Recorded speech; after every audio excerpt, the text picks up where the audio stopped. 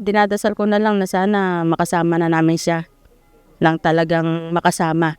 As in, bumalik na sa dati yung pamumuhay namin, ganon. Na bigyan na siya ng clemency, hindi na siya makulong. Para bumalik na ulit sa dati. Yun. Saka yung makabangon yata kayo, buong pamilya, no? Oo.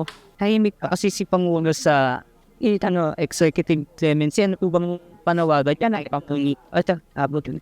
Yun lang naman, paulit-ulit naming panawagan. Pero siyempre, naiintindihan din naman namin kung sakaling hindi niya yun ipagkaloob.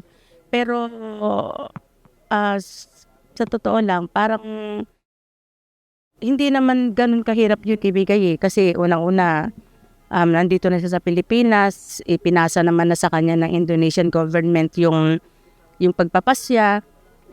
Tapos, maraming taon na rin naman yung nilagi ni Mary Jane doon, na nakulong, na wala naman siyang kasalanan. So, parang sobra-sobra naman na yung kung tutuusin, na parang kung sakali man na mayroon siya nagawang kasalanan, sobra-sobra ng kaparusahan yung 14 years, almost 15 years na nawalay siya sa mga anak niya especially.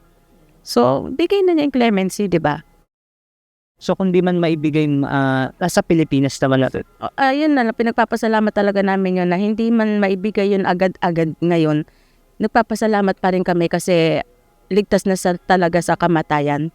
Wala na siya doon. So talagang, kumbaga, ibinalik na siya sa amin talaga ng Panginoon na eto na, wala na. Talagang ligtas na siya totally. So masaya kami talaga. Marites, gaano ka-importante sa'yo na sana makita siya? Ikaw umuuna niya makita sa air. Sana, importante. Gusto namin na paglapag niya ng Pilipinas, kami yung una niyang makita. Yun sana yung mangyari, no? So, sana ganun yung mangyari. Sana pagbigyan. Oo.